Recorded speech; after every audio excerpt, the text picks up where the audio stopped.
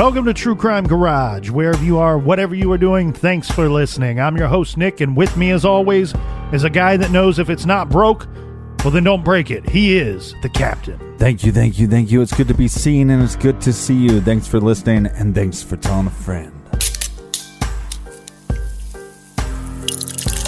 Tonight, we are drinking Tank 7 Farmhouse Ale by the Boulevard Brewing Company. Garage grade 4 1/4 bottle caps out of 5. This is a traditional Belgian-style farmhouse ale. It's a beautiful golden straw-colored beer. It's hoppy, it's fruity, and it's smooth, and you know it's great because we gave it more than 4 bottle caps. And tonight's brew was brought to us by this badass crew. First up, we have Maddie K. from rainy Edinburgh, Scotland. And a big shout out to Corey from Orlando, Florida. Next up, a big garage thank you to Diane in San Francisco. A big we like to jib to Scott in Northville, Michigan. Here's a shout out to Cal driving the big rig all the way over in Queensland, Australia. And last but not least, one of our many Canadian brothers in the True Crime Garage Army, a toast to Matthew up in Ontario. Cheers to ya, Matthew. And you can donate to the beer fund by going to our website, truecrimegarage.com. While you're there, check out the store page. Lots of some of the most beautiful shirts you've ever seen. You could fill your whole closet with True Crime Garage wear and make your friends jealous as hell. Yeah. Super jealous. Yeah, let them know that you studied computer in college by wearing the computer tech I mastered computer. All right, that's enough of the business. Everybody gather around, grab a chair, grab a whole bunch of beers. Let's talk some true crime.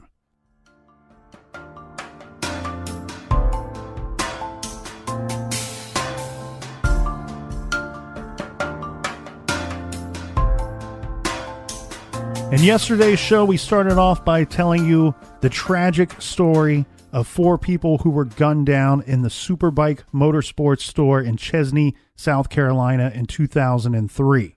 Yeah. Now, that case remains unsolved. And then we tell you about the strange disappearance of a couple in their early 30s. This is 32-year-old Charles Carver and his girlfriend, 30-year-old Kayla Brown. And the Superbike case became one of the most popular cases in all of South Carolina. One of the most famous cold cases of South Carolina. That's correct.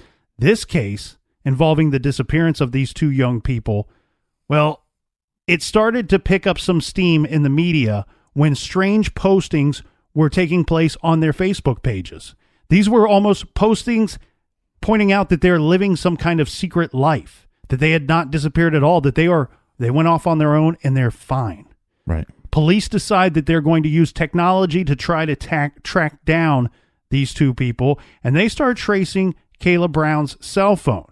Well, they find that her phone was pinging off of towers up to 2 days after the couple was last seen in 2016. Yeah. They trace these pings to towers that are located in Woodruff, South Carolina, 50 miles away from where the 2 had lived. Yeah, now this is a small town and it has a small population. Yeah, I believe that Woodruff is only like 4 square miles, and the population would be somewhere between like 4,000 and 5,000 people. So a small blip on the map, right? Mm-hmm. Now, the police still have an issue to deal with because now it's a matter of narrowing down a more specific location of where this cell phone could be located, and then, too, getting a search warrant to go out and find the thing. Right. So Anderson investigators, they worked the case for over a month and a half before they were able to conclude that there was cell phone activity from Kayla's phone in that area. Now, once they confirmed this, they had to contact the Spartansburg Sheriff's Office and inform them that they had their case of a missing couple, and they believed that the answers may lie within Spartanburg's jurisdiction. Not only were the Anderson investigators armed with cell phone records, but they also had some information that had been provided to them from a third party. Okay. The information was that Kayla's body, they had heard a rumor that Kayla's body is buried on a 100-acre property somewhere near Woodruff. Now, the sheriff's department points out that there is only one property that matches that description within a 2-mile radius of that cell phone tower. and that is a 94-acre property belonging to a man named Todd Kohlhepp. So they got the police helicopter, right? And they did a flyover of Kohlhepp's property. Okay. What they were looking for, what they were hoping to see, is if they could spot Charles Carver's white vehicle that had gone missing and had been missing for 2 months. After they did an extensive air search, it turned up nothing. Yeah, they didn't find the vehicle. And also, this guy, Todd, he doesn't actually live on the property. It's this property that he owns. Yeah, it's a big hunk of land. And the police, they're not going to give up on this gut feeling that they have. They believe that the property is suspicious, and they want to get boots on the ground and comb the property. Right. Better than pants on the ground. The problem with that, Captain, is they need to get a search warrant. So they're going to have more than just suspicion to get that piece of paper that will allow them to search the property. Well, this is going to be hard to do. Well, investigators, they went and they got Todd Kohlhepp's cell phone records. And this provided them with a confirmation of what they already had suspected. This put Todd Kohlhepp's phone, his cell phone, and Kayla Brown's cell phone in the same area at the time of her disappearance. Which that's all they really needed to get the search warrant for his property. Yeah, and the interesting thing here, Captain, this is a good tactic. You had mentioned that Todd did not live at that property. No, he lived away, and he lived in a regular neighborhood, not on a big piece of property somewhere. Right. And so what they did was they actually got 2 search warrants, one for his home where he lived, and then one for the large 94-acre property that he owned. The thought is, and they served them at the same time, which is pretty brilliant, I think, because he can only be at one of those properties. If he wants to monitor what's going on, right, he can only be in one location at a time. So you're hoping that you get to walk a place without him interfering with any of your search. Right. And I'm picking the land. Well, if you're Todd? No, if I'm law enforcement. I'm picking, I don't want him at that land. Well, then you got your wish because he decided to be at his home. Mm-hmm. My guess is what is more likely is that he didn't have a choice in the matter. They probably just showed up. Right. We have a search warrant. We're searching your house. What I would do is watch his house and make sure that he's in the location that you want him to be. Right. Okay, so you have him at his house, and you also have investigators at his property. Both locations are being searched. So the detectives and the deputies that found themselves out on the big property, on the 94-acre piece of property, right. This is on Thursday, November 3rd, early in the morning. They're there to serve that warrant. They're out there walking this property. The investigators had searched a barn, finding a U-bolt chain. Okay. Mm-hmm. What's a U-bolt chain? Well, I said that wrong. They found a U-bolt and chains around a bed in a loft. Okay. Now, that's weird. Yeah. So and it's going to get in a loft and there's chains. Okay. Yes, on these beds. And it's going to get a little more weird because they start to hear some kind of banging noise. Or so they thought. I mean, keep in mind, this is a huge piece of property, pretty much unoccupied land, so it's hard to tell. But there's multiple buildings. Yeah, the noise they described it as faint at first, and they actually thought that it could just be some noise coming from the woods. Okay. So the deputies, they moved out of the barn and they decided to listen a little more closely, and they started hearing it again, this banging noise, and they decided to chase after the noise, moving closer and closer to where they believed it was coming from. Yeah. And as they moved on, it was getting louder and louder as they ran, and the noise took them to a 30-foot long shipping container. Mm-hmm. One officer ran up to it and decided to knock on the side of this shipping container. That's when they heard screaming. Oh. Somebody was inside and they're yelling, "Help me, get me out of here." Oh my God. So the investigators, they ultimately use Kohlhepp's own tools that they find on the property and in the barn and such to cut open the container. Mm-hmm. The deputies took the padlock off of the doors of the container and opened it up. Inside, they found the missing 30-year-old woman, Kayla Brown. She's alive, but she's tethered by the neck One investigator said she was chained like a dog in there. And she tells the officers immediately, I've been in here for about 2 months. Now, as Kayla emerged from the dark of that shipping container, so did Todd Kohlhepp's secrets. Right, but we have another missing person. We have Charles, her boyfriend. Yeah, there's no sign of him. You know, they find Kayla, but no sign of Charles Carver. Mm-hmm. Later, dozens and dozens of people searched the property, and ultimately they ended up finding his vehicle. It was found in a ravine. The thing was, it was covered in brush, right, and it was also spray painted brown. So that's why they couldn't see this thing from the air when they did the flyover. Todd Kohlhepp, he was arrested. Simply they just call over to the guys searching his house and say, slap the cuffs on him. We found our missing person. Yeah, they called over and they said, "Yous, my friend, are a piece of shit." Yeah, and he decides he's not going to cooperate with investigators. He doesn't tell them. Of course not. He didn't tell them anything. He doesn't know anything about the woman that they found on his property, chained up like a dog. Don't know anything about her. Yeah, never seen her. No. Never talked to her. Yeah. But she has a different story. Yes. Well, let's get into her story. And first, the sheriff is on record describing the container as what he says is a hellish place to be locked up in during the area's hot weather. He stated that there were no lights, there were no windows, there's no airflow through this little container thing. Now, Kayla was wearing clothes when she was found, but it's not clear whether they are the same ones that she was wearing when she and Charles Carver went missing. The sheriff said deputies found weapons on the property. These are guns and ammunition. On the land in his house, or doesn't really matter, but I believe they found them in both locations. Right.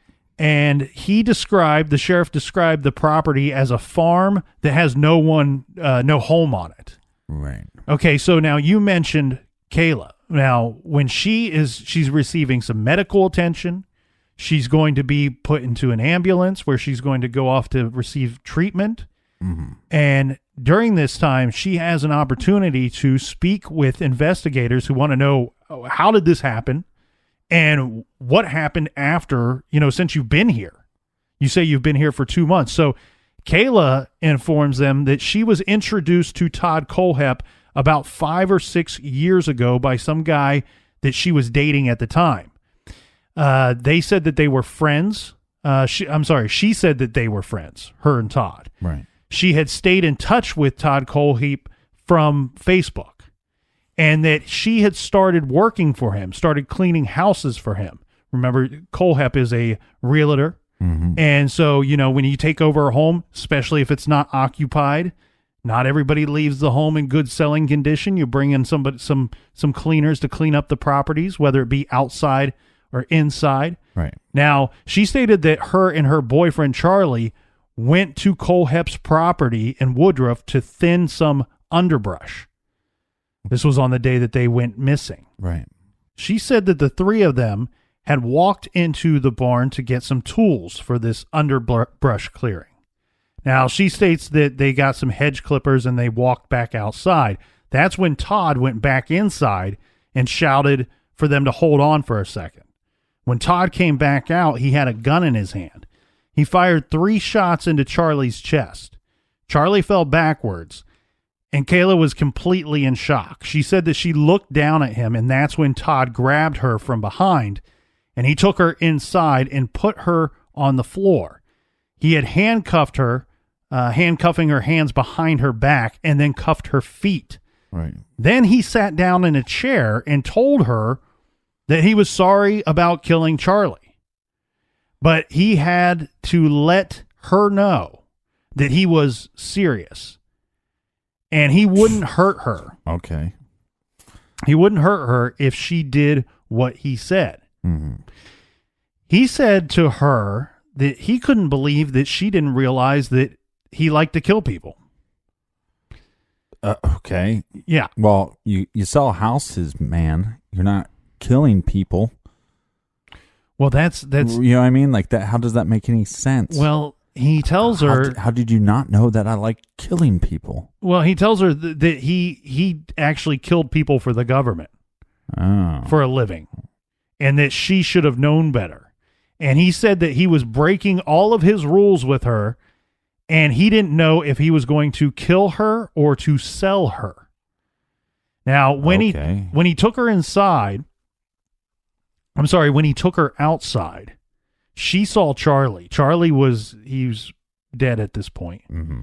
And he was wrapped up in a blue tarp and in the bucket of Todd's tractor. She said that he then put her in a building and left her there. He had told her that he buried Charlie somewhere on his property and that no one would ever find him because he put red pepper around Charlie's body. Mm-hmm. And that wouldn't let the dogs smell the body. Well, he must know this because he's killing people for the government.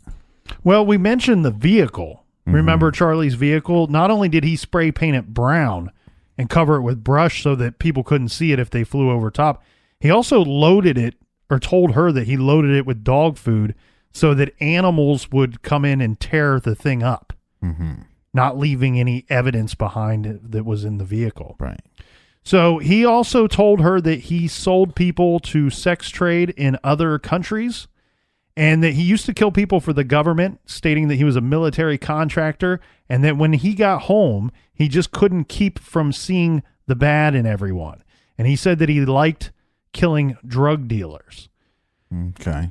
So Kohlhepp, he asked her... But he killed Charlie for no reason, really. Yeah, well, and he asked her for the passwords to get into hers and to Charlie's phones and to their Facebook accounts. Right. She said that Todd Kohlhepp liked to brag to her that he was a serial killer and a mass murderer. He said that he was going to kill more people because he had dreams of his body count being in the 3 digits. Mm-hmm.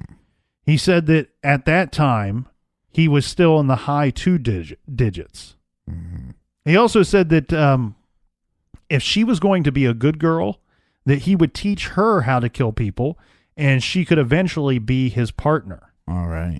So Kayla described the treatment that she received. Some lofty goals to have. Some lofty goals to have. Well, from a very strange individual. Hey, if you work hard enough, if you're a good girl, you can be a piece of shit just like me. Well, she would describe the treatment that she received at the hands of this monster. She said that while she was there, Todd, would get to the property between 1 and 3 o'clock every day, and he would take her out to the main building. Right. And this is where he would feed her, and he would make her do whatever he wanted sexually. Mm-hmm. And then he would put her back in the building. She said then he would always come back between 5 and 7 p.m. and take her back out into the building. Again, usually feeding her, and again, most of the time, doing whatever he wanted to her. He would let her take a bath. She said that she had a chain around her neck that was connected to a wall and a cuff around her ankle. Now, she said that he would come and get her out of there. He would come in with a gun, and he would then walk her to the other building at gunpoint. He told her, Todd Kohlhepp told Brown, that he would never see jail time for any of this because if he was caught, he would either buy his way out or his handlers would get him out of this situation. Right. He also said that if he was ever caught, that he would say that Kayla had shot Charlie, that she had seduced Todd. And he said that he had money, lots of money, and that because of this, the police would believe him and they would not believe her. Well, this makes a lot of sense. Yeah. She seduced me, and then she chained herself up and put herself in this storage container. She did say that he never, if she would say no to something that he said that she had to do, right, that he would never force himself on her. Because he didn't believe in rape. Right. That's what he said. That's what he told her, yeah. Right. Which the whole thing's rape. Right. This gigantic piece of shit should understand. You're chaining her into a storage container, and it's super hot out, right? Mm-hmm. And you're taking her in to this house or other building by gunpoint. It's all rape, man. You're just big. I just hate this guy. Well, the other thing though too, even though he says that he, wouldn't force himself on her, he made it very clear to her that if she was no longer useful to him, then he had no reason to keep her around any longer. And he's already told her that he killed her boyfriend. So Right, she knows what he's right. capable of. Yeah. Yeah. And she did tell police though, that as far as she knew, that Todd had not killed anybody since Charlie. Now, Kohlhepp told Kayla that he was going to build a house on that property at some point. And when he did, the two of them could be in a relationship together. She stated that he was going to build some kind of soundproof room in the house, and that's where she would be kept. Right. And if he trusted, if he grew to trust her, that at some point she would be able to get out of the house and walk and run the property. That sounds like every girl's dream. Well, I guess he had explained Stockholm syndrome to her. And he said, he was telling her, eventually this Stockholm syndrome is going to kick in for you. And when it does, you and I can be happy together. It's just strange. He also this is a tactic that you hear a lot when you find these cases. He also told her that she was not being looked for, that nobody cared that she was missing. Right. They use this tactic often. Now, Todd Kohlhepp told Kayla that there were just a few mentions of her on Facebook about her disappearance, and that the news only mentioned it once. And this was when her disappearance hit right around the 1 month mark. She said that she knew people were looking for her. She never gave up on hope of that. And she also said that unfortunately she realized it was a lot easier if Todd thought things were going to go his way. So she just made him think whatever he wanted to think. Right. And Kayla states that Kohlhepp revealed that he had kept another woman in this container before her. He told her that he had just held her, that he was going to keep her there, and then at some point that girl had pissed him off and he decided to kill her. Right. She stated that she wanted to escape and that she looked for opportunities to escape from him, but she said, I kept my eyes open for a chance, but one never presented itself. Right.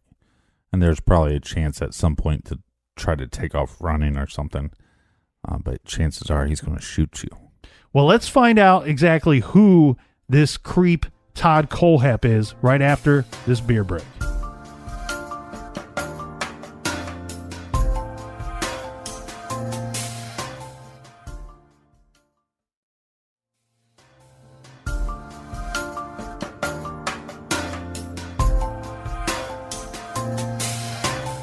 All right, cheers, me mateys. Cheers, Captain.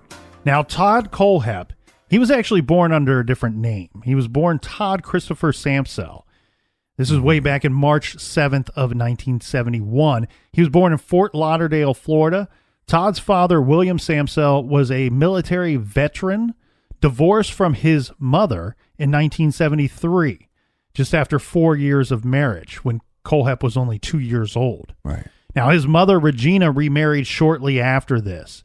And at age 5, Todd took the last name Kohlhepp, which was his stepfather's last name. Carl Kohlhepp was his stepfather. Right. He had adopted him into the family along with 2 step siblings. Now, in preschool, Kohlhepp would sit in the corner, and he could only interact with the other children in an angry manner, according to his mother. She also said that he would destroy other children's projects, and he would hit the other children. One time he had bleached a goldfish. What?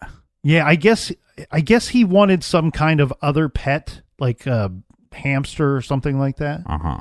And when his parents told him, no, you have a goldfish, we're not getting you another pet. Right. He killed the goldfish. Yeah, he's like, well, now I don't have a goldfish, so I need a dog. Well, it's funny that you mentioned dogs, because one other thing that his mother pointed out was that at one time in his early childhood, he actually shot a dog with a BB gun, and he had been kicked out of the Boy Scouts for multiple disruptions. They didn't go into any details about that, but right. who given what we've seen, who knows what that could mean. Now, while living in Georgia, Kohlhepp spent 3.5 months in a mental hospital as an inpatient. He was committed because he couldn't get along with other children, according to his mother. Throughout his childhood, Kohlhepp expressed anger toward his stepfather. And at age 12 in 1982, with his mother and stepfather, they were having marital problems. Right. So Todd was sent to go live with his biological father for the summer. Now, Kohlhepp barely knew his father at this point. Remember, they separated when he was very young, and his father moved quite far away. He hadn't seen his father in 8 years by the time that he went to go live with him. His mother would later say that she believes that a lot of her son's problems might be because he never really knew his father. Now, yeah, could be acting out because of that. Well, after that summer, he only goes and lives with his father for a summer. After that one summer, Todd then returns to South Carolina, and he's going to live with his mother. At this point, Todd is demanding that he be sent back to Arizona to live with his father. Okay. He's threatening to kill himself or his mother if she does not allow him to go back. Okay. Eventually, Todd does go back and live with his biological father. And at some point, he starts working for his father as a dishwasher and a busboy. His father owned a restaurant. This is Billy's, famous for ribs. So in October of 1986, and this is according to police records, Todd Kohlhepp, he lured his neighbor. This girl lived 3 homes away from his house. Yeah. So he goes up to their house, knocks on the door. This girl that he apparently was targeting answers the door. He tells her, hey, you need to come outside. Your boyfriend wants to talk to you. Once she gets outside, he pulls a gun on her. And he decides to take her for a walk at gunpoint. He then forced her to his home, which was, like we said, three doors down. Uh-huh. And he rapes this girl. And he takes her, he walks her home. And he actually tells her, if you tell anybody, I'm going to kill you. I'm going to kill your family.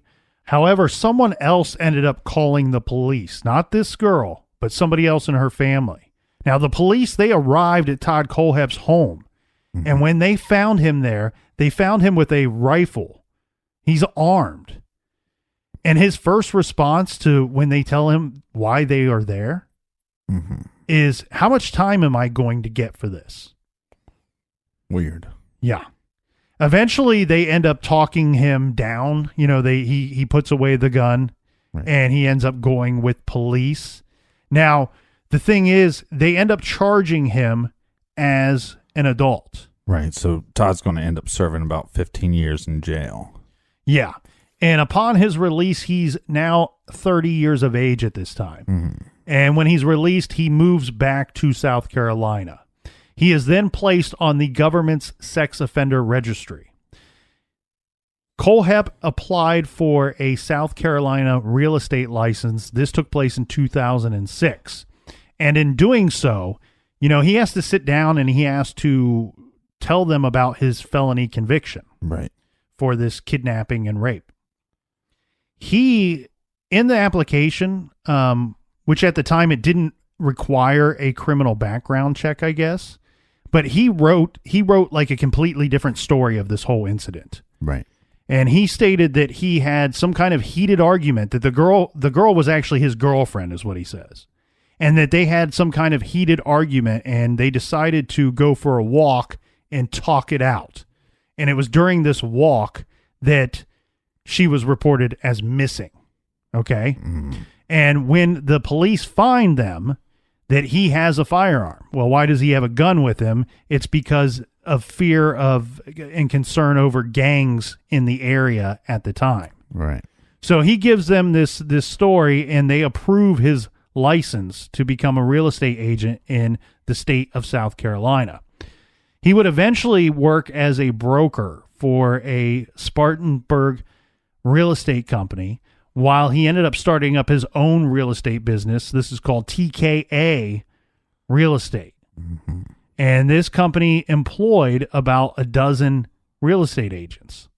So he was doing pretty well. He was pretty successful. Yeah, he was doing well enough to have one house, and then he purchased that land that the girl was found on in 2014 for over $300,000. And not only did he purchase that land, Captain, I guess he built like a chain link fence on the property. Right. And it costs $80,000 to put the fence up on the property. That is expensive fence. Now, Kayla Brown had mentioned that the two were friends and that she was working for Todd at the time that he had taken her captive. Right. They were friends for roughly about 5 years. Mm-hmm. And so the police would eventually release some of the interactions between the two that led up to the point of her disappearance. Mm-hmm.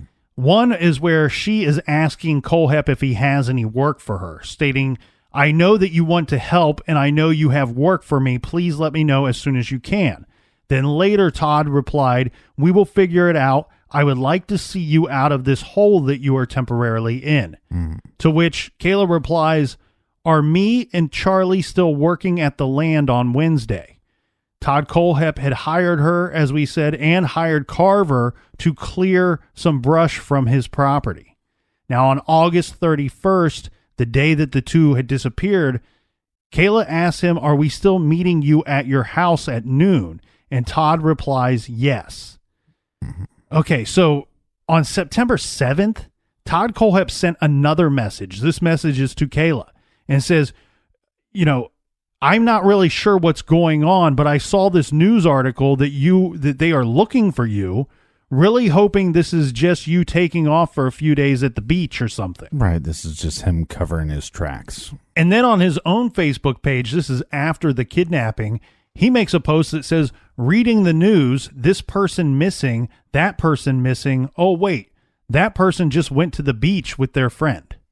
So again, covering his tracks and also acting like he knows nothing of anything. Right. So we have this guy now. He's arrested. And we have Kayla who's telling them the complete story. "He abducted me and he killed my boyfriend. He shot Charlie in the chest." Now, police are talking to this guy and they want to know the details because they have some of the information. They have it from the victim. But she has also told the investigators that he has killed other people. Right.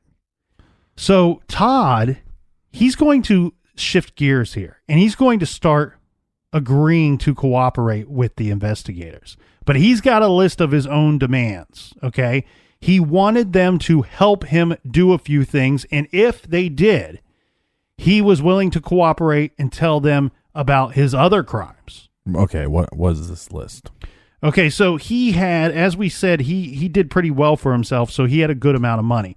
I guess, believe it or not, he referred to a woman as his girlfriend. So according to him, he had a girlfriend at the time when this happened. Oh, my God. And his girlfriend had a daughter, I believe. And he wanted to take some of his money and transfer it into an account so that she could use it for her daughter. Okay. The police agree to do this. Right. They also, the other thing that he wanted to do was he wanted to talk to his mother before he was willing to talk to the police. Okay. He wanted a one-on-one conversation with her, no police around, that kind of thing. That's not out of the realm of possibilities. They agree to that as well. And then I guess there was a painting or a picture of a horse that was important to their family. I think it belonged to Todd's mother's mother, and it was in his home. His mutter was a mutter. Yeah, and he wanted the police to guarantee that they would give that picture or that painting to her. Okay. Again, something that's not unreasonable. Not unreasonable, but you also have to wonder, these guys are like, this guy's a monster, and I don't want to do anything for this guy. Why should we do anything for him? Well, you first wonder if he's going to give this money to his quote-unquote girlfriend, and she's going to help him out somehow with it. But the talking to the mother thing, not that big of a deal, and this painting thing, not that big of a deal. If you suspect that what his hostage was, telling you is the truth, then this monster has some stories to share. And let's do a couple things to get these, because then we can close some other cases. Well, the first thing that he does, now remember, we have that story from Kayla Brown that's saying he told me that he kept another woman in this container before me. Right. And that somehow she pissed him off and he killed her. Yes. So the first thing that Todd does, and what he will agree to, is he does take them to 2 graves on his property. This is in addition to Charlie Carver. By this time, when speaking with him, they've recovered Charlie's body. Right. So he's going to be charged for that murder. Correct. So he takes them to 2 graves. And this is Megan Lee McGraw Coxey, 25, and her husband, Johnny Joe Coxey, who was 29. Now, the county coroner, he said that Megan was shot in the head and that Johnny was shot in the torso. The story of this couple, they were reported missing late December 2015. This was shortly after each of them had been released from jail. Johnny had been arrested on December 10th and charged with unauthorized solicitation and giving false information to the police. Megan had been arrested on December 18th and charged with child neglect, according to court records. The 2 of them, they had a history of panhandling. Now, SLED records, SLED records, show they had prior convictions for drug and alcohol offenses dating all the way back to 2009. Okay. Now, Megan's mother was the one that reported the 2 of them missing. She reported her missing on December 22nd after she couldn't reach her on multiple attempts. Now, Kohlhepp would tell us that he first saw Megan panhandling on Reedville Road one day, and he felt bad for her. So he stopped and he talked to her, and then he offered the couple a job cleaning houses for his real estate agency. Right. And the couple had gone to his property, his big property in Woodruff, to get cleaning supplies. This is when Todd says that Johnny decided to pull a knife out and he tried to rob Todd. He said that he came at me and then I put 2 in his chest. So then the investigators, they want to know, well, what about Megan? Why is she dead and found on your property as well? And he said that he didn't want to kill her immediately. He said that he was kind of panicked. He shot this guy and he didn't really know what to do with the girl now, with the woman. Right. So he said that he cuffed Megan and he left her on the floor of one of his buildings while he buried her husband's body. Then he cleared the room in his metal shipping container. This is the same one that they would later find Kayla Brown in. Mm-hmm. He said that during the time that he kept her for about 5 or 6 days, kept Megan there. He had brought her things, Little Caesars Pizza, Dr. Pepper's, a lighter, Newport cigarettes. And he was trying to tell her that he would drive her to Tennessee and he would give her like $4,000 or $5,000 so she could start her life over again. She could get a job and she could just disappear up there. Well, I don't know where that plan went awry, or maybe she wasn't agreeing to that. But he said at some point that Megan kept burning things inside the container and that he had found the storage container full of smoke. And because she had been burning things, she was doing things that were pissing him off. She was not agreeing. She was not playing along with whatever she was supposed to be doing. She was breaking things, right, setting things on fire. And so trying to get rescued. Well, that's what she was doing. Yeah. And he said that he kind of played a trick on her. He said that he was going to let her go and he walked her out of the container. And after they got out of that storage container, he put a bullet in the back of her head.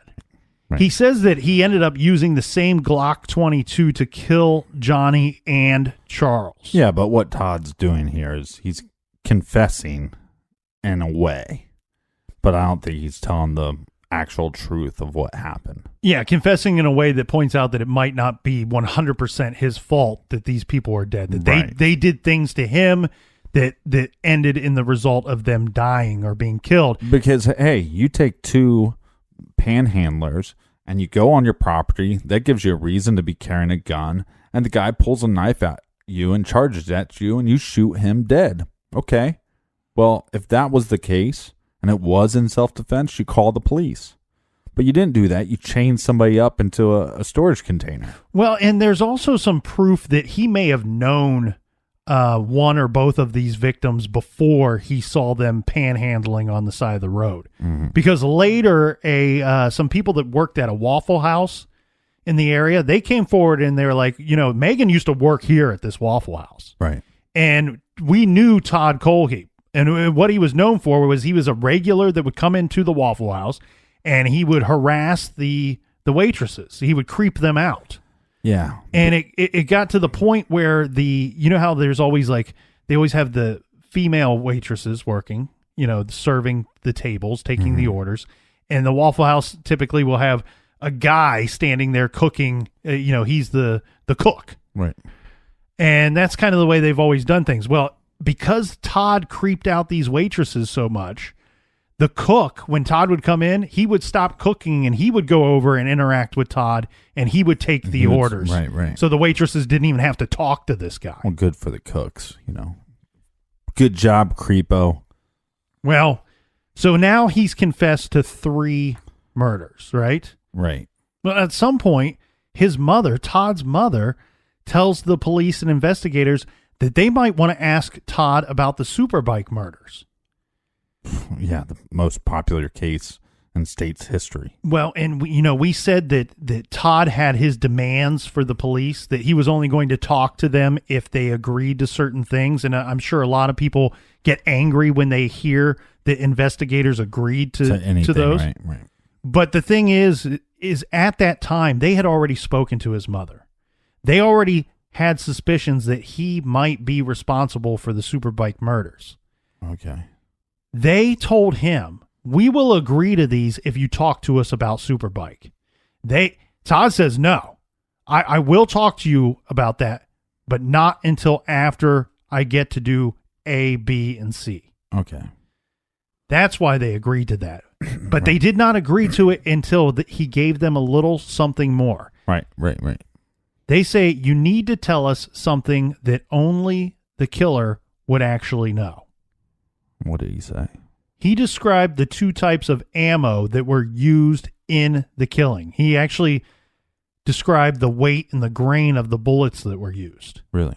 And it wasn't until later that he would tell them the full story.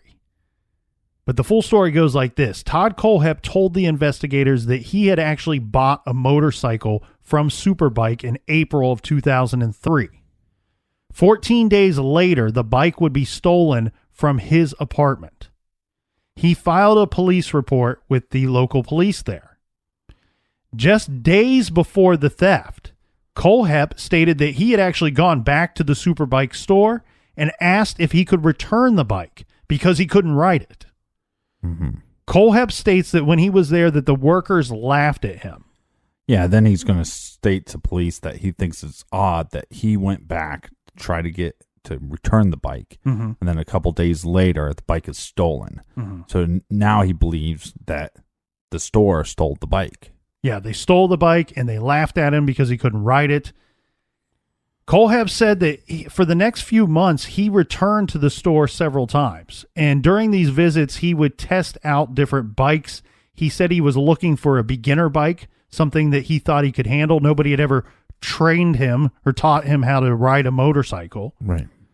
But on November 3rd, 2003, Kohlhepp drove to the Chesnee store after he had some classes at Greenville Tech, where he went to school.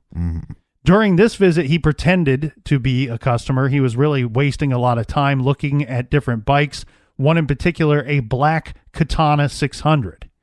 Now, we know that Kelly Sisk would see that exchange between Todd Kohlhepp and the Superbike owner, Scott Ponder.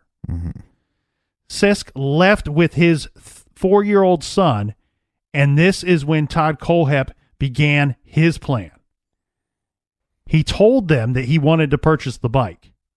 And so the Katana bike traveled to the back of the shop to be prepped to leave the store. During this time, Todd went to the back of the shop as well. And this is where he shot Chris Sherbert twice. Once determining that the man was dead, he pushed through the bifold doors with his knuckles, like with his fist, so he wouldn't be leaving any fingerprints. Mm-hmm. Todd then encountered Beverly Guy, and he said this was a non-intended target. He didn't even know that she was there at the store, but he then shot her. And he would end up shooting Brian, Lucas, and Scott Ponder as they were running out the front door. He said at that point, then he went up and he fired a kill shot in each of their heads. He also told the investigators that no prints were found on the shell casings in the shop because he wore 2 pairs of gloves when loading his firearms, even when he was practicing. Some other things that Todd Kohlhepp told the investigators during his interviews, he stated that he was not a terrorist, that he would never do anything against the interest of the United States, stating that he loved his country. He told the police that he would never kill an officer, he would never kill children or the elderly.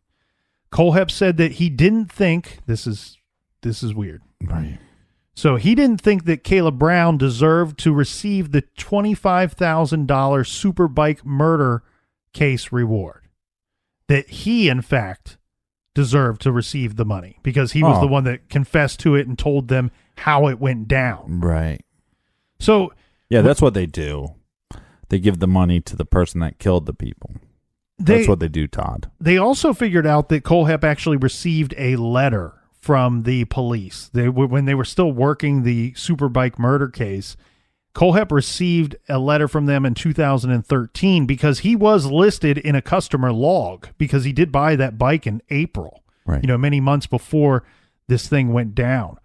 So he never really outwardly states a motive for the quadruple homicide, but it's clear he was very angry with them. Right. And we also see this pattern of anger and anger towards other people dating back to his very early childhood days, where he can't handle anger, he can't handle people.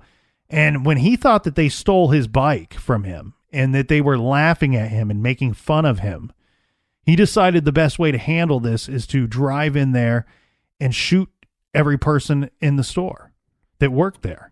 Yeah, and the sad thing, though, is it might not have been that premeditated. It could have been as simple as, hey, you know what?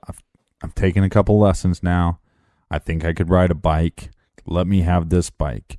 They take the bike, they put it on, the lift to work on it. Mm-hmm. And he's back there, and he's talking about how I had a bike before and it was stolen. And the guy's like, oh, you're the guy that couldn't ride the bike. Right. And it could have just been one little offhanded remark that just made him snap. I think the thing that led his mother to believe that he might be responsible for the Superbike murders and to talk to police about it, she states that, after she figured out that her son was capable of killing people, after they found that woman on his property, that she recalled that 13 years ago when this thing had went down, Todd was especially nervous. He seemed off and he seemed weird. And he even made the comment to her a couple times that I'm never even going to drive by that store again. Right. Well, obviously he doesn't want to be seen because he does match the description that was given by that last customer that was in the store. I want to do a couple of follow-up things here on this case before we shut down for the day, Captain. There's some interesting things that are still going on with Todd's case to this day. Now, he would ultimately end up pleading guilty to 7 counts of murder and 1 count of kidnapping. He is currently serving a 7 life sentences in a state prison in South Carolina, plus additional time for the kidnapping. He's never going to get out. And he pled guilty to this just to save his own butt so he wouldn't get the death penalty. Right. Now, there are some people there, the victims' families are a little upset with the current situation. They believe that Todd is either receiving special treatment, maybe special's not the right word, but he's receiving treatment that they don't agree with. Apparently, Todd has wrote some letters and made some drawings and things that have worked their way to the outside and then have been sold on his behalf. I don't know if the money ended up going to Todd, but rightfully so, the victims' families are very upset with this. Right. He should not have the opportunity to make any money at all while he's behind, prison walls. Yeah. And furthermore, they are upset that he's not currently in the general population of this prison, that he's being held. Most of these guys get some type of solitary confinement where they're by themselves in a cell by themselves for most of the day, every day. And one would argue that in a way is a form of increased punishment. Yeah. But I think what the family is saying is, look, we would prefer that he's out in Gen Pop, and whatever those guys want to do with him, let it be. Right, because a lot of times you take like a pedophile or something, they get theirs in prison. But also sometimes, he's Todd is a murderer, but he's also a rapist. And sometimes guys on the inside hear about that, and they, karma becomes a bitch. Well, and he also, I think Todd kind of fancies himself a bit of a celebrity amongst the other prisoners, which might play itself out in a bad way for Todd. Right.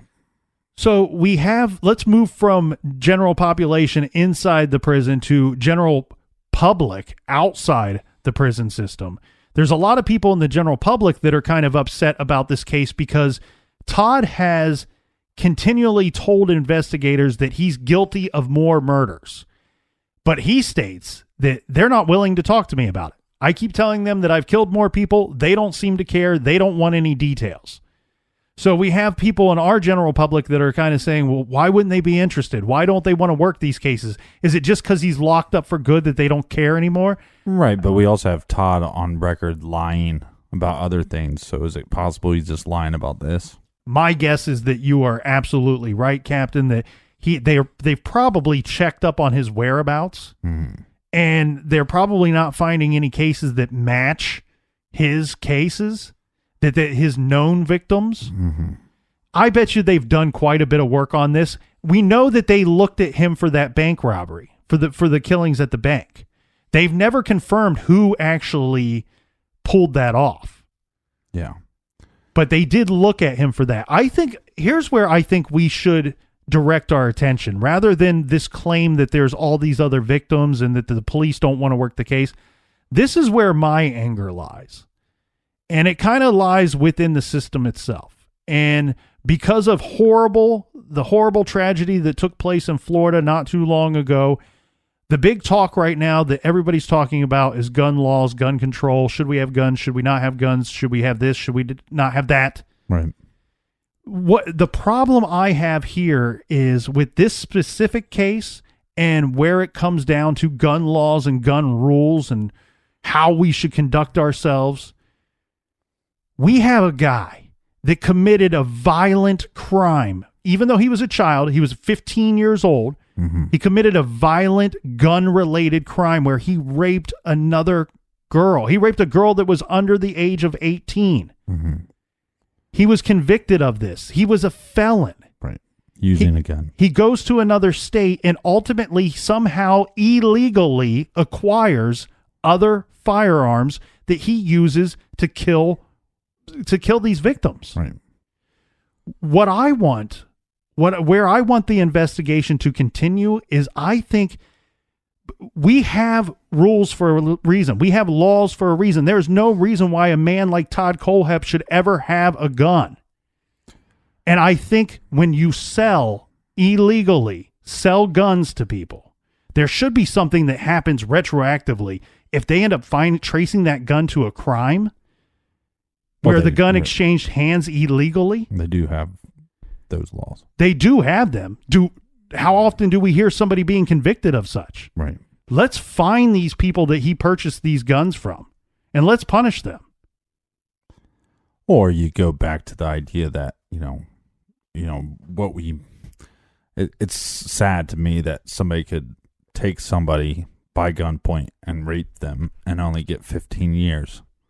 Like, give them 30 years, give them 40 years.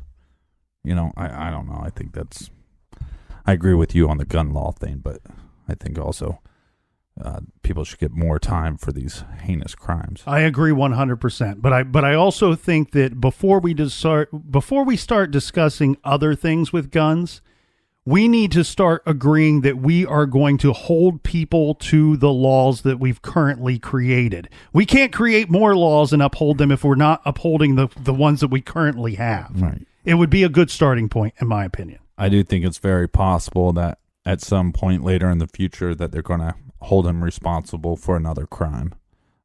Just because, I mean, you have, again, a mass shooting, and then you have two other cases that are very similar with, you know, basically killing the boyfriend and then kidnapping the girlfriend.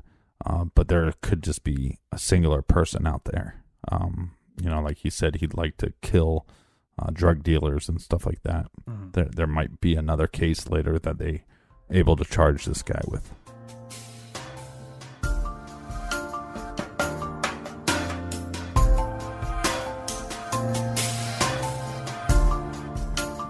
All right. Thanks for listening. Thanks for telling a friend. Thanks for checking out the website, buying the t-shirts, feeling Fami. Feeling Fami. All right, everybody out there, be good, be kind, and don't litter.